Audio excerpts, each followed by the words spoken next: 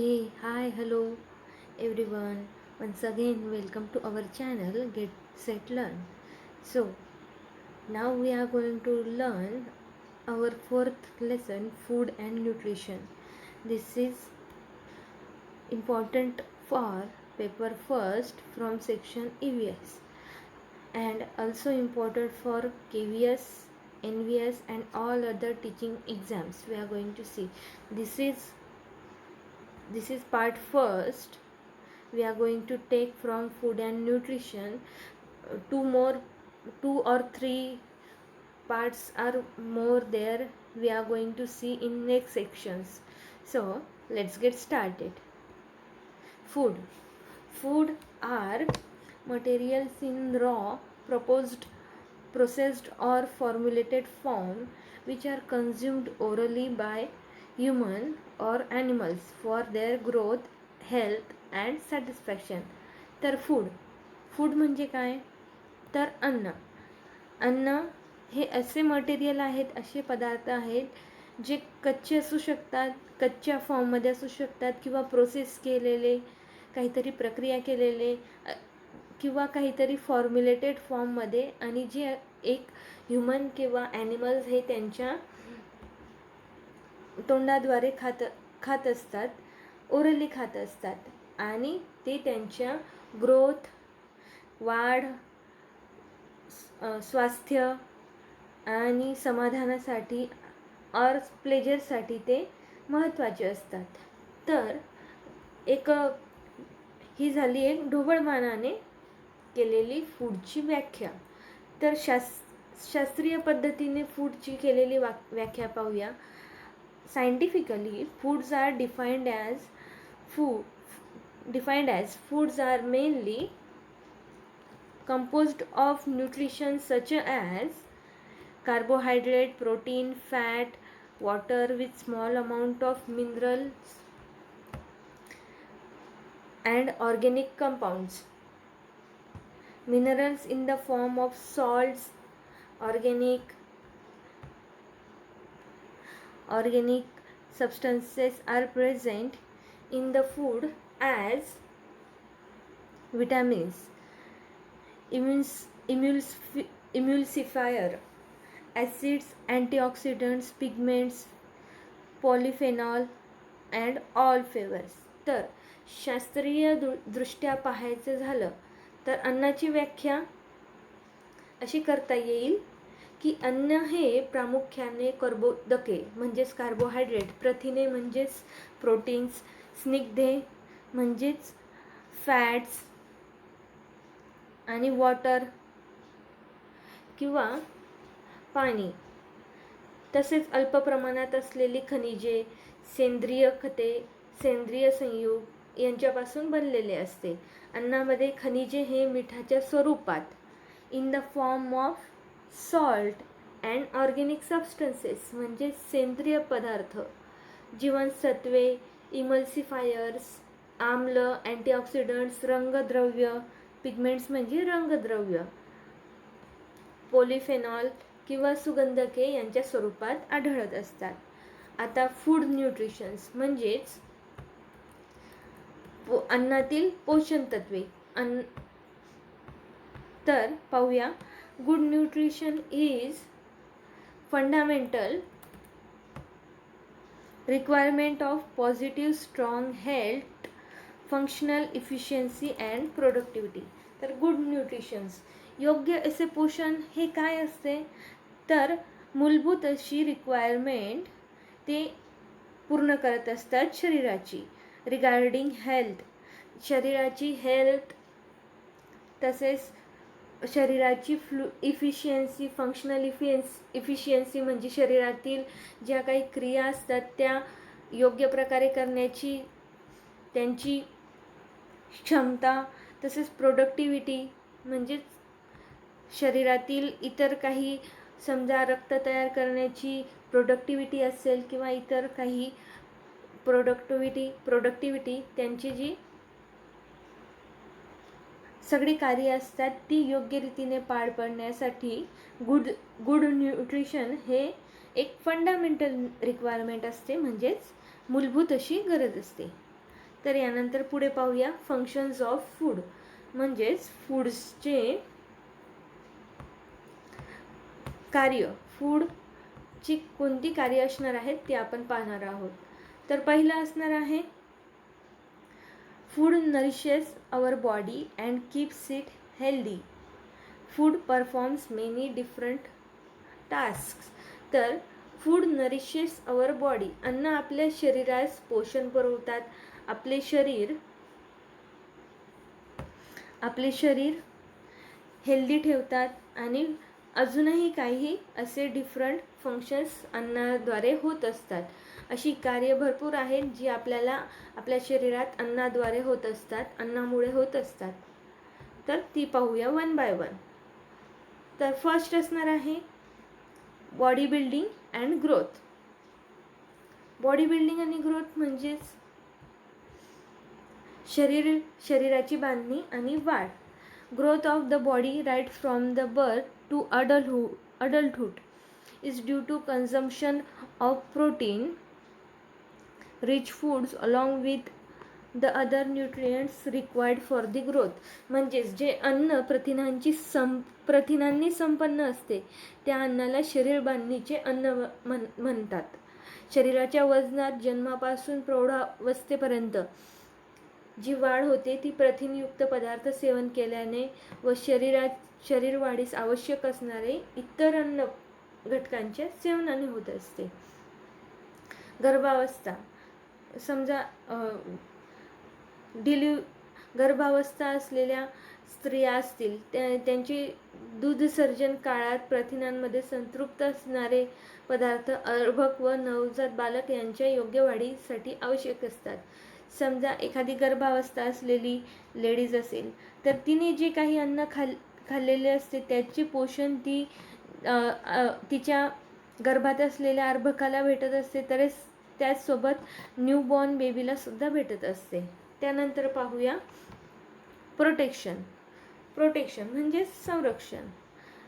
Helps in preventing infections. Person consuming a well-balanced diet hardly falls ill and has good resistance against infections. तर protection म्हणजे काय? संरक्षण. अन्न हे महत्त्वाचे विविध कार्य पार पाडतं. आपल्याला माहिती आहे जसं की शरीराची बांधणी आपण पाहिली, शरीराची वाढ, आपल्याला ऊर्जा द्यायचं काम अन्न करत असतं. तसेच ते संसर्ग रोगांपासून सुद्धा शरीराचं संरक्षण करत असतात. संतुलित आहार घेणारा व्यक्ती क्वचितच आजारी पडतो आणि त्याची प्रतिकारशक्ती सुद्धा चांगली असते. आता जवळचंच एक्झाम्पल पाहायचं झालं तर करोना या रोगाचा प्रसार कोणत्या एज ग्रुपवर जास्त होतोय? ज्यांची हेल्थ इम्युनिटी ही कमी असते, like aged person, 60 above 50 above अशा पर्सन्सला, अशा एज असलेल्या व्यक्तींना हा आजार लवकर जडला जातो. त्याचसोबत लहान बाळ यांना सुद्धा हेल्थ इम्युनिटी, यांची इम्युनिटी पॉवर ही कमी असल्यामुळे ते होत असतं, करोना हा आजार होत असतो. ते त्यांच्याजवळ ती संसर्ग रोगापासून संरक्षण करण्याची तेवढी क्षमता नसल्यामुळे त्यांचे प्रोटेक्शन होत नसते त्या व्हायरसपासून. तर हे झाले प्रोटेक्शनचे उदाहरण. त्यानंतर पाहूया repair and maintenance. Repair and maintenance म्हणजेच झीज भरून काढणे. शरीरात जी काही each cell in the body has a definite lifespan. म्हणजेच शरीरातील प्रत्येक पेशी ही तिचा एक जीवनकाल हा डिफायनाईट असतो, म्हणजेच विशिष्ट एवढा असतो. एक पेशी इतके विशिष्ट दिवसच जगत असते. ड्युरिंग इंजुरी, इन्फेक्शन, सर्जरी और old age cells are damaged which need to be rejuvenated for maintaining the health. मग समजा काही शारीरिक इजा झाल्या, जखमा झाल्या किंवा संसर्ग किंवा एजेड लोकांना म्हातारपणात ह्या पेशी नष्ट व्हायला सुरू होतात किंवा नष्ट होत असतात, तर त्याचे संवर्धन होणे हे गरजेचे असते. This function is carried out by proteins present in a food. तर हे कशाद्वारे पार पडते, हे कार्य कशाद्वारे पार पडते, तर अन्नामधील असलेल्या प्रथिनांद्वारे, अन्नांमध्ये असलेल्या प्रोटीन्सद्वारे आपल्याला हेल्थ, इम्युनिटी आणि सेलचे मेंटेनन्स होत असते, सेल्सचे रिपेअर होत असतात. त्यानंतर पाहूया रेग्युलेटरी फंक्शन्स. रेग्युलेटरी फंक्शन म्हणजे अशी कार्ये जी माणसांची ह्युमन बिंग्सच्या शरीरातील फंक्शन्सशी निगडित असतात, क्रियांचे नियमन. For example, important functions like maintaining the heartbeat, water balance, temperature are performed by food rich in proteins, vitamins आणि मिनरल अँड वॉटर. तर इम्पॉर्टंट फंक्शन्स लाईक हार्टबीट, हृदयाचे धडधडणे, वॉटर बॅलन्स, शरीरातील पाण्याची पातळी, त्याचबरोबर तापमान, हे सगळे इम्पॉर्टंट फंक्शन्स कशाद्वारे होत असतात, तर फूड, प्रोटीन, असे पदार्थ जे प्रोटीन, विटॅमिन, मिनरल आणि वॉटर यांनी समृद्ध असतात. त्यानंतर पाहूया एनर्जी म्हणजेच ऊर्जा. तर ऊर्जा, we need energy for performing various voluntary activities such as walking, running, sitting, standing, and involuntary activities like beating of heart.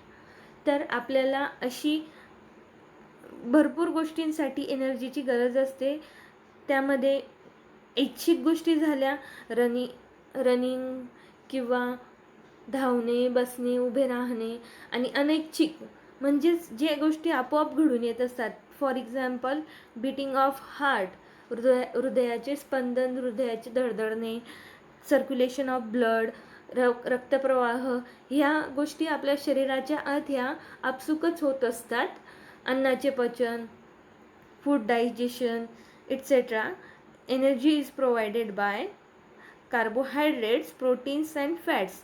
ते ही सर्व कार्ये होण्यासाठी एनर्जी कशापासून भेटत असते, तर फॅट्स, कार्बोहायड्रेट, प्रोटीन्स आणि फॅट्स यांपासून ही एनर्जी शरीराला भेटत असते. त्यानंतर पुढे पाहूया बेसिक फूड ग्रुप्स, म्हणजे पदार्थांचे बेसिक असे ग्रुप्स कोणते कोणते आहेत ते पाहूया. तर फर्स्ट असणार आहे कॅरियल, मिलेट्स अँड पल्सेस. कॅरियल्स म्हणजे आपल्या शरीरात असलेल्या, आपल्या दैनंदिन आहारातील वेगवेगळे प्रकारची अशी जी अन्नपदार्थ आहेत त्यांचे वेगवेगळे असे 4 ग्रुप केलेले असणार आहेत, ज्यांचा आपल्याला आपल्या दैनंदिन आहारावर जो प्रभाव होत असेल तो आपल्याला आता बघायचा आहे. तर फर्स्ट असणार आहे मिलेट्स, कॅरियल्स अँड पल्सेस. तर हा जो असणार आहे ग्रुप, हा आपल्या फूड पिरॅमिडच्या सर्वात खालच्या थराला असणार आहे, ज्यामध्ये आपल्याला ब्रेड्स असतील, जे आपण गव्हापासून बनवत असतो, तसेच तृणधान्य, भरडधान्य, डाळी. भरडधान्य म्हणजे जे आपण भरडून आपल्याकडे पूर्वीच्या काळात असे भरडण्याचे साधन असायचे, 2 दगडांच्या मध्ये असायचे, तर ते भरडण्याचे साधन आणि ते भरडण्याच्या प्रक्रियेद्वारे निघणाऱ्या डाळी सळई, त्या झाल्या भरडधान्य. तर ही 4 गट आपण आता पाहणार आहोत. तर फर्स्ट असणार आहे कॅरियल्स, मिलेट अँड पल्सेस. या गटात येणारी असणार आहे तृणधान्य म्हणजेच कॅरियल्स. कॅरियल्समध्ये काय असणार आहे, गहू, तांदूळ, त्यांच्यापासून तयार केलेले पदार्थ जसे की गव्हापासून ब्रेड्स, त्याचप्रमाणे तांदळापासून केलेला भात, रवा, मैदा, शेवया, चुरमुरे अशी पदार्थ येतील तृणधान्यामध्ये, कॅरियल्समध्ये. त्यानंतर असणार आहे मिलेट्स. मिलेट्स म्हणजे काय, भरडधान्य, म्हणजे जी म्हणजे ज्वारी, बाजरी, मका, नाचणी यांपासून बनवलेले कॉर्नफ्लेक्स, ज्वारीच्या लाह्या, नाचणी सत्व इत्यादी सर्व काही. त्यानंतर असणार आहे पल्सेस. पल्सेस म्हणजे डाळी साळी, डाळी व कडधान्य. डाळी कडधान्य हे प्रथिनांची उत्तम स्रोत आहे. Pulses are main sources of proteins and for example हरभरा, उडीद, मूग, तूर, मसूर ह्या सर्वांचा डाळींमध्ये समावेश होत असतो. त्यानंतर पाहूया व्हेजिटेबल्स अँड फ्रूट्स. हा झाला दुसरा फूड ग्रुप.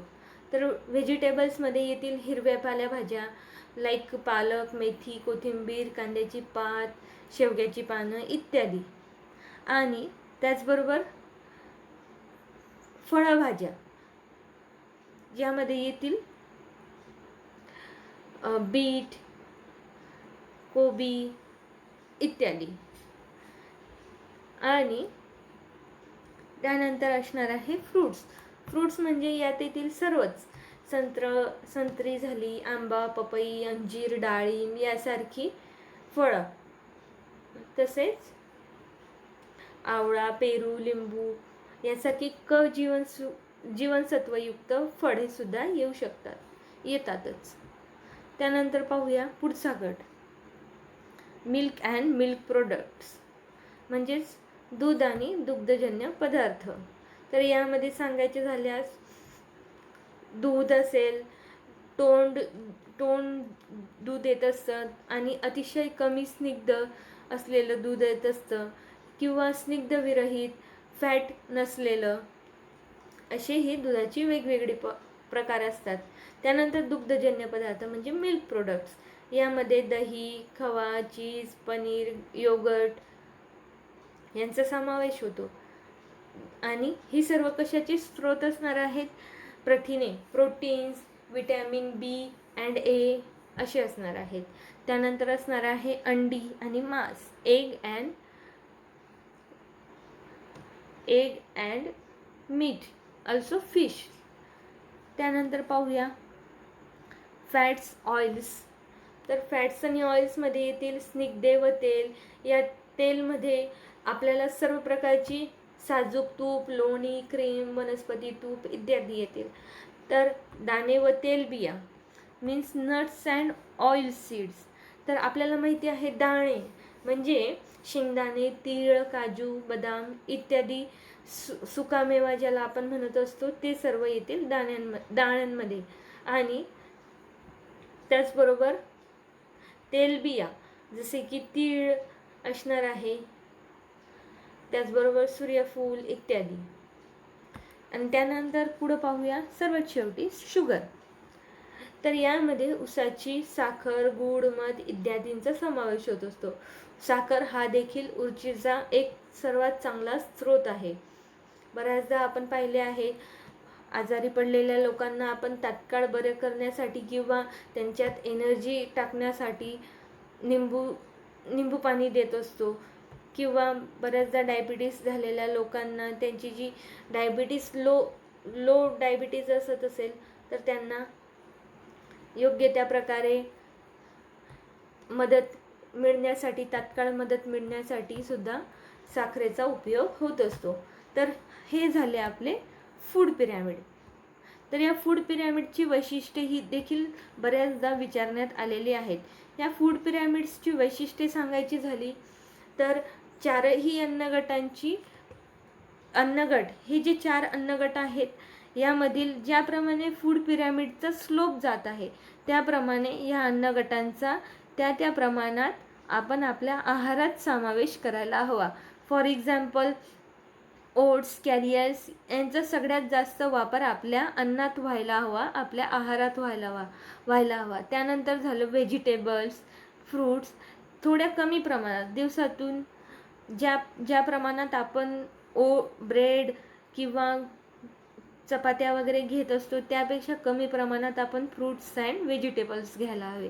त्यानंतर त्याच्यापेक्षा कमी प्रमाणात आपण मीठ, फिश, मिल्क यासारखी पदार्थ आपल्या रोजच्या आहारात घ्यायला हवी आणि सर्वात कमी प्रमाण आपल्या आहारात कशाचं असायला हवं, तर फॅट्स, ऑइल्स, सॉल्ट, शुगर यांचे प्रमाण आपल्या शरीरात आपल्या रोजच्या आहारात सर्वात कमी असायला हवं. तर यापुढे आपण पाहणार आहोत balanced diet. A diet which supplies all the essential nutrients in adequate amounts according to an individual's age, sex, physiological status and physical activity. It is also provide amount of nutrients for growth, development, wear and tear of the body and a small reserved emergency. तर balance diet म्हणजे काय असणार आहे, संतुलित आहार, समतोल आहार, संतुलित आहार. तर एखादा व्यक्ती त्याच्या वयानुसार, त्याच्या लिंगानुसार, म्हणजे लेडीज आहे किंवा जेंट्स आहे, त्याचा कामाचा प्रकार म्हणजे बैठे काम असेल किंवा वर्कर्स लोक असतात, त्यांची कामं मेहनतीची असतात, त्याच्यानुसार व्यक्तीची शारीरिक स्थिती यांचा विचार करून आपल्या शरीरास आवश्यक ती पोषक तत्वे योग्य प्रमाणात मिळायला हवी आणि त्यानुसार शरीराची वाढ व्हायला हवी, झीज भरून व्हायला हवी आणि तसेच फ्युचर नीडसाठी असलेल्या आवश्यक त्या ऊर्जेचा आणि पोषक तत्वांचा साठा केला जायला हवा. असं सर्व जे वैशिष्ट्ये आहारामध्ये असतात त्या आहाराला आपण म्हणणार आहोत समतोल आहार. तर संतुलित पोषण होण्यासाठी अशा व्यक्तींचे वेगवेगळे, प्रत्येक व्यक्तीचे वय वेगवेगळे असते, त्यांची जेंडर, त्यांचे काम करण्याचे प्रकार वेगवेगळे असते. तर त्या व्यक्तींचे संतुलित पोषण, संतुलित असे त्यांना न्यूट्रिशन मिळण्यासाठी प्रत्येक व्यक्तीला योग्य प्रमाणात ते सर्व पोषक तत्व आहारातून मिळणे महत्त्वाचे असते. म्हणूनच आपण जी या अगोदर 4 गट पाहिली आहेत, फूड ग्रुप्स पाहिली आहेत, तर त्यानुसार या समतोल आहाराची, संतुलित आहाराची योग्य ती अशी योजना आखली जात असते. त्यानंतर आपण पाहूया, तर इथे पाहिल्याप्रमाणे आपण पाहिलेच होते, सर्वात खालच्या थराला होतं cereals and all like fruit, vegetables, this. तर ते होते सगळ्यात खालच्या प्रमाणात. 25% अशा प्रकारे फॅट्स आणि प्रोटीन्स असा असणार आहे प्रत्येक व्यक्तीचा बॅलन्स्ड डाएट. त्यानंतर आपण पाहूया food and nutrition in food. मग good nutrition is a fundamental requirement of positive strong health, functional efficiency and productivity. तर गुड न्यूट्रिशन, योग्य असे आहारामुळे काय होत असते, योग्य ती त्या व्यक्तीची फंडामेंटल अशी गरज पूर्ण होत असते. चांगले पोषण हे उत्तम आरोग्य, तसेच कार्यक्षमता आणि उत्पादन क्षमता यांच्यासाठी मूलभूत असे आवश्यक असते. सजीव गोष्टी या अनेक किचकट जैविक घटकापासून बनलेल्या असतात, प्रामुख्याने कर्बोदके, प्रथिने, स्निग्धे, जीवनसत्वे. तर चांगल्या पोषणाचे मूल्यमापन हे आपण कॅलरी आणि इतर पोषण तत्वांवर आधारित करत असतो. अन्नातील पोषण तत्वे मानवी शरीरास गरजेची आहेत व ती अनेक मार्गांनी पुरविली जातात. फॉर एक्झाम्पल तृणधान्य, डाळी, कडधान्य, शेंगदाणे, तेलबिया, फळं, भाज्या, दुग्ध व दुग्धजन्य पदार्थ, मांस व मास्यांचे पदार्थ, अंडी, मसाले इत्यादी सर्व पदार्थांमार्फत आपल्याला वेगवेगळी अशी पोषक तत्वे ही भेटत असतात. मग अशी प्रत्येक food components, different components of food आपण आता पाहणार आहोत. पदार्थांची वेगवेगळी पोषण तत्वे. There are 6 main nutrients. तर काय असणार आहे, 6 अशी मेन न्यूट्रिएंट्स असणार आहे. कोणती? तर carbohydrates, proteins, fats, vitamin, minerals and water ही असणार आहेत 6 मुख्य अशी प्रामुख्याने असलेली पोषक तत्वे. तर क्लासिफिकेशन ह्या न्यूट्रिएंट्सचं ही जी 6 आपण मूलतत्वे पोषक तत्वे सांगितली त्यांची क्लासिफिकेशन मेनली कशात करण्यात आले आहे, तर फर्स्ट असणार आहे मायक्रोन्यूट्रिएंट आणि दुसरं असणार आहे मॅक्रोन्यूट्रिएंट. तर मायक्रोन्यूट्रिएंट्स म्हणजे वन बाय वन पाहूया. Macronutrients are required relatively in large amount. असे न्यूट्रिएंट, असे पोषक तत्वे जी मानवी शरीराला जास्त प्रमाणात लागत असतात. तर यामध्ये काय काय येईल, कार्बोहायड्रेट, प्रोटीन, फॅट. आणि तर मग मायक्रोन्यूट्रिएंट काय असणार आहे, अशी न्यूट्रिएंट्स जी ह्युमन बिंग्सला थोड्याफार प्रमाणात लागत असतात, पण that is the important part of healthy diet. So this includes vitamins. Vitamins कोणते कोणते, ए, डी, ई, के, त्याचबरोबर बीचे सगळे parts, B1, B2, B3, B5 असे सर्व. त्याचबरोबर मिनरल्स म्हणजे आपले L, calcium, phosphorus, magnesium etcetera. तर ही झाली 2 मेन क्लासिफिकेशन ऑफ न्यूट्रिएंट्स. तर कोणती कोणती, मायक्रोन्यूट्रिएंट जी आपल्याला कमी प्रमाणात लागतील आणि मॅक्रोन्यूट्रिएंट म्हणजे जास्त प्रमाणात लागणारी. तर यापुढे आपण पाहणार आहोत फर्स्ट न्यूट्रिएंट. फर्स्ट मॅक्रोन्यूट्रिएंट असणार आहे कार्बोहायड्रेट. तर कार्बोहायड्रेट म्हणजे काय, it is the main source of energy. शरीराला ऊर्जा प्रोव्हाइड करणारा, ऊर्जा देणारा हा एक मुख्य स्रोत असणार आहे. And present in a major quantity in our foods. Carbohydrate is a chemical compound made up of elements carbon, hydrogen and oxygen. The chemical building blocks of carbohydrates are given below. तर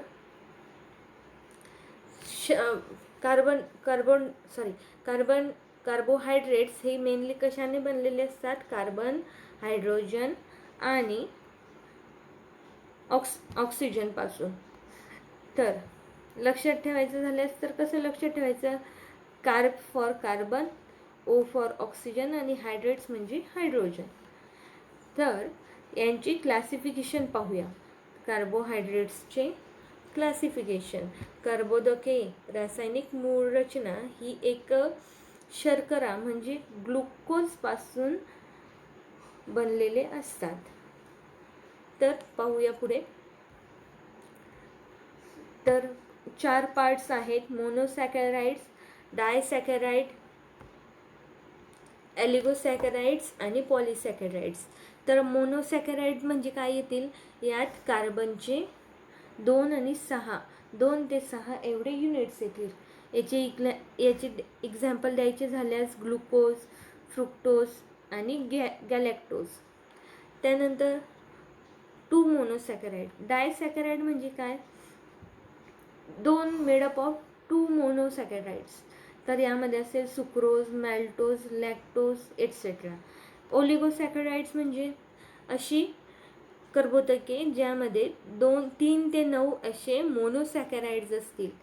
3 ते 9 एवढी मोनोसॅकॅराइड्सची pair असू शकते किंवा different. तर रॅफिनोज आणि स्टॅचिनोज. त्यानंतर असणार आहे पॉलिसॅकॅराइड्स. 10 किंवा 10च्या वर असलेले मोनोसॅकॅराइड्स.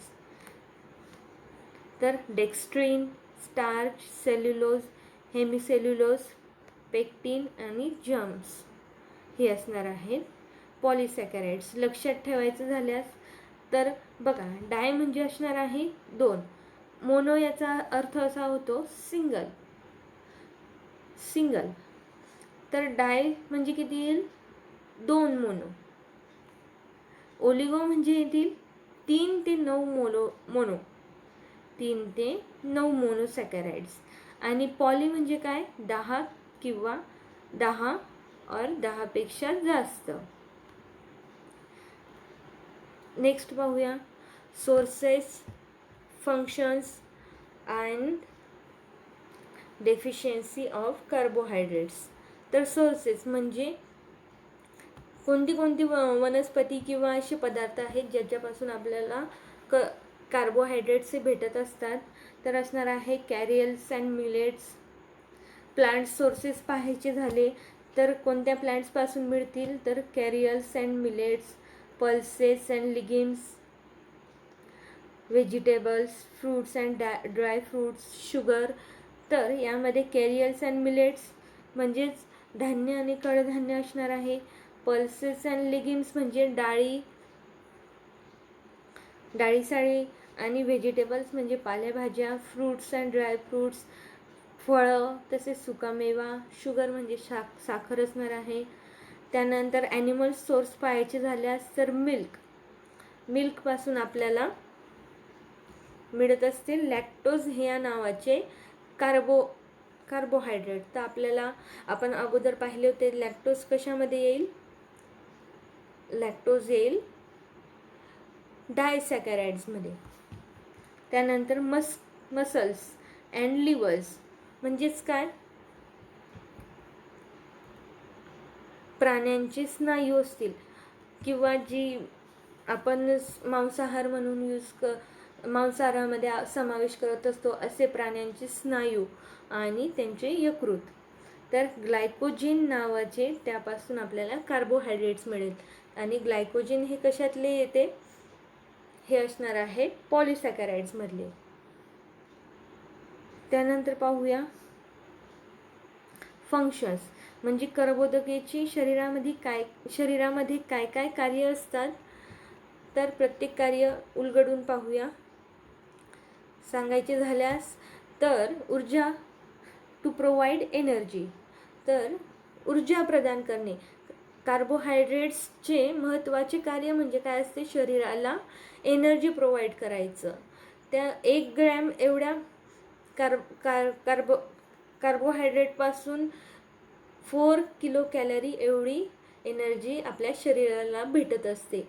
आणि भारतीय आहारात कार्यशक्ती एनर्जी ही 65 to 80% ही अन्नातील कर्बोदकांपासून कार्बोहायड्रेट्सपासून भेटत असते. दुसरं असणार आहे प्रोटीन स्पेअरिंग ॲक्शन म्हणजे प्रथिनं महत्त्वाच्या कार्यासाठी राखून ठेवणे. तर प्रोटीन्स ही सुद्धा आपल्या शरीरातील एक महत्त्वाची पोषक तत्वे असणार आहेत. तर त्या प्रोटीन्सला राखून ठेवण्याचे काम कोण करत असतं, कार्बोहायड्रेट्स ही करत असतात. त्यानंतर असणार आहे role in gastro intestinal function, स्निग्धांचे उपयोगीकरण, लहान आतड्यातील योग्य जीवाणूंच्या वाढीसाठी उत्तेजन देणे. त्यानंतर असणार आहे युटिलायझेशन ऑफ फॅट, स्निग्ध फॅट्स म्हणजे काय, स्निग्ध फॅट्सचा वापर करून घेण्यासाठी सुद्धा कार्बोहायड्रेट्सचा उपयोग होत असतो. आणि त्यानंतर असणार आहे एनर्जी फॉर ब्रेन, मेंदूच्या कार्यासाठी, ब्रेन वर्क होण्यासाठी सुद्धा एनर्जी प्रोव्हाइड करत असते हे कार्बोहायड्रेट्स.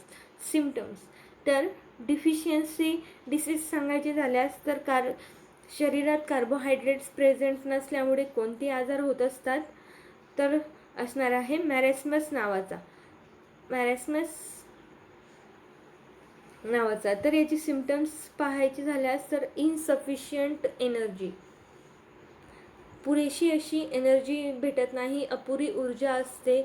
ज्या व्यक्तींमध्ये कार्बोहायड्रेट्सची कमतरता असते त्यांना काम करण्यासाठी अपुरी अशी ऊर्जा भेटत असते. त्यानंतर असणार आहे loss of weight in adults, प्रौढांमध्ये वजन कमी होत असते. त्यानंतर पुढे पाहूया protein is the main component of all living cells. Protein हे एक महत्त्वाचे असे कॉम्पोनंट असणार आहे सर्व प्रकारच्या लिव्हिंग सेल्समधलं. त्या protein is a complex organic compound. Protein हे काय असणार आहे, संयुक्त असे सेंद्रिय संयुग असणार आहे. त्याच्यामध्ये कार्बन, हायड्रोजन, ऑक्सिजन आणि नायट्रोजन असे घटक असतात. कार्बोहायड्रेट्समध्ये आपण पाहिलं होतं कार्बन, हायड्रोजन आणि ऑक्सिजन एवढेच होते, पण यात ॲडिशनल एक असणार आहे नायट्रोजन.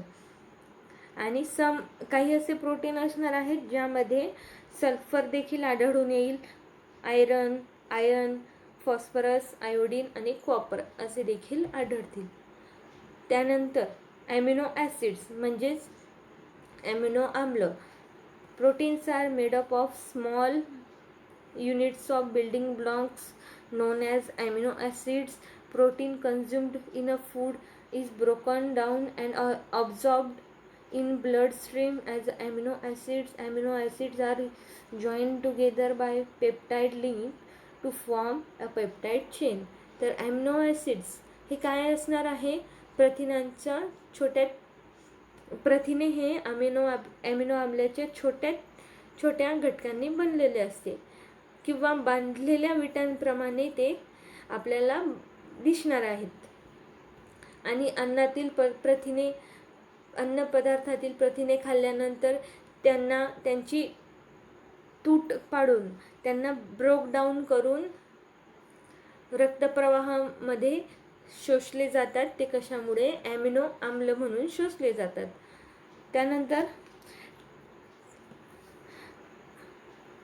त्यानंतर प्रोटीन्सची अशी काही नॉन इसेन्शियल प्रोटीन्स नाही, ॲमिनो ॲसिड्सची 2 ग्रुप्स करण्यात आली आहे. एक असणार आहे नॉन इसेन्शियल जी अनावश्यक असणार आहेत आणि इसेन्शियल म्हणजे जी अत्यावश्यक असणार आहे.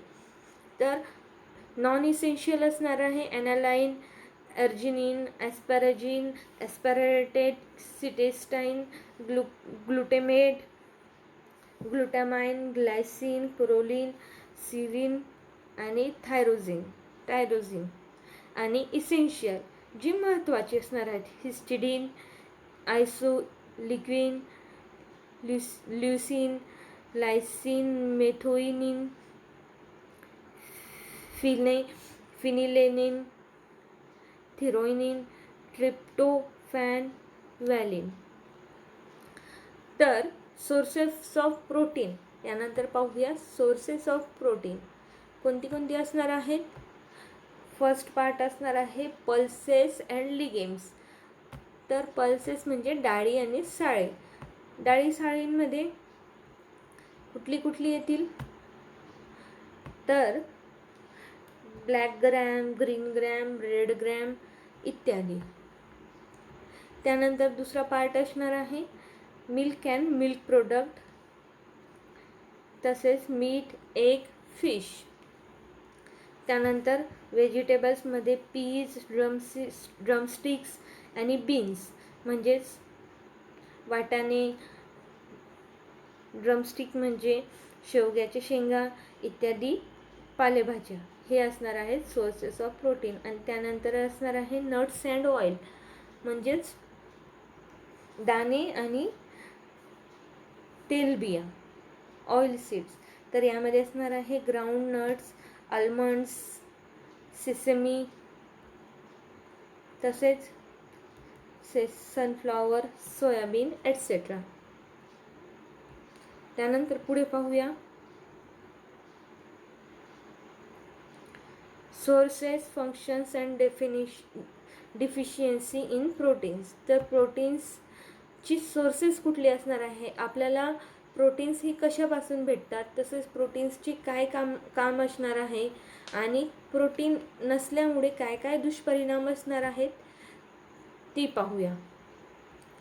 मग फर्स्ट सांगायचे झाल्यास प्लांट सोर्सेस काय असणार आहे? पल्सेस, डाळी, कडधान्य, pulses, legumes, nuts and oil seeds, vegetables जे की आपण आता पाहिले होते. ॲनिमल सोर्सेस काय असणार आहे? Milk and milk product like paneer, cheese, khoa, meat, egg, fish. त्यानंतर असणार आहे functions, body building and growth, शरीराची बांधणी आणि वाढ आणि शरीराचे मेंटेनन्स. त्यानंतर असणार आहे रेग्युलेशन ऑफ बॉडी प्रोसेस, शरीराची कार्य सुरळीत पार पडण्यासाठी कार्य म्हणजे ब्लड, हार्ट बिटिंग, तसेच डायजेशन सिस्टीम, रेस्पिरेटरी सिस्टीम इत्यादी सर्व सिस्टीम ह्या इत्यादी सर्व कार्य योग्य रीतीने पार पडण्यासाठी. त्यानंतर असणार आहे सप्लाय ऑफ एनर्जी, ऊर्जा पुरवठा करणे. आपण जे दिवसभरात काम करत असतो ते काम करण्यासाठी आपल्याला ऊर्जेची आवश्यकता असते आणि ती ऊर्जा आपल्याला कशापासून मिळत असते? प्रोटीन्सपासून. त्यानंतर असणार आहे ट्रान्सपोर्ट ऑफ न्यूट्रियंट्स, म्हणजेच पोषक तत्वे शरीरातील एका अवयवाकडून दुसऱ्या अवयवाकडे वाहून नेणे. त्यानंतर डिफिशियन्सी सांगायची झाल्यास डिफिशियन्सी डिसीज कोणता असणार आहे? क्वाशिरकोर ह्या नावाचा असणार आहे. तर याचे सिम्पटम्स काय असणार आहे? फर्स्ट आपण पाहिलं कार्बोहायड्रेट्स नसल्यामुळे तर डिफिशियन्सी डिसीज कोणता असणार आहे? मॅरेस्मस. आणि हा असणार आहे deficiency disease due to protein called kwashiorkor. याचं प्रोनाऊन्सिएशन असणार आहे क्वाजारकर. ओके. तर सिम्पटम्स काय असणार आहे याची? वेट लॉस, अचानक वजन कमी होणे किंवा न्यूट्रिशनल ओइडिमा म्हणजेच त्वचेला सूज येणे, मस्क्युलर वेस्टेज, स्नायूंची झीज व्हायचं, ग्रोथ ऑफ रिटार्डेशन म्हणजे वाढ होणं थांबतं. नंतर असणार आहे वीकनेस, अशक्तपणा, ॲनिमिया म्हणजे रक्तक्षय. त्यानंतर असणार आहे ड्राइंग्स ऑफ स्किन, त्वचा कोरडी पडायची.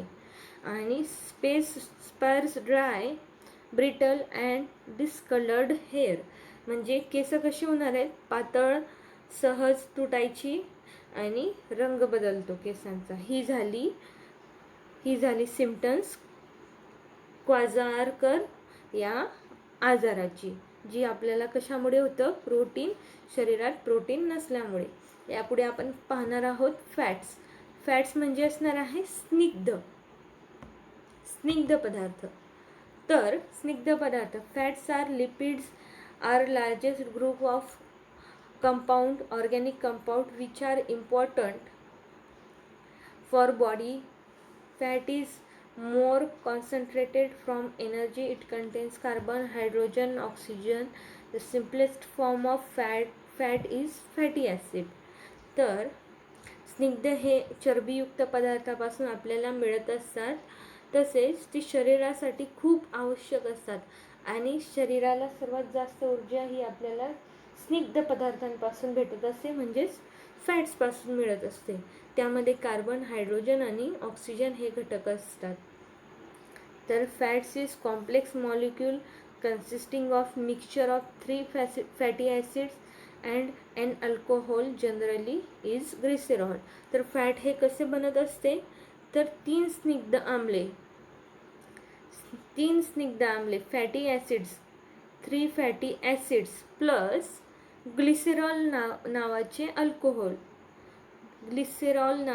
अल्कोहोल हे मिळून आपल्याला काय मिळत असतं? फॅट मिळत असतं. तर sources, functions and deficiency of प्रोटीन्सची सोर्सेस म्हणजे प्रोटीन्स नाही येणार इथे येईल फॅट्स. तर प्लांट सोर्सेस काय येईल? प्लांट सोर्सेस येईल एडिबल ऑइल. एक मिनिट, लेट मी करेक्ट. तर प्लांट सोर्सेस काय येईल? Edible nuts and oil seeds, वनस्पती घी अँड मार्गारीन. हे झालं प्लांट सोर्सेस ऑफ फॅट्स. तर कठीण कवचाची फळं आणि तेलबिया यांपासून आपल्याला ऑइल मिळत असतं, फॅट्स मिळत असतं. तसेच वनस्पती घी, फळं, तेलबियांपासून, तसेच मार्गारीन. ॲनिमल सोर्स म्हणायचं झालं व्होल मिल्क, दूध आणि दुधाचे पदार्थ. तसेच पोर्क म्हणजेच मांस, अंडी, पोल्ट्री म्हणजेच कोंबडीचे मांस इत्यादींपासून आपल्याला फॅट्स हे मिळत असतात.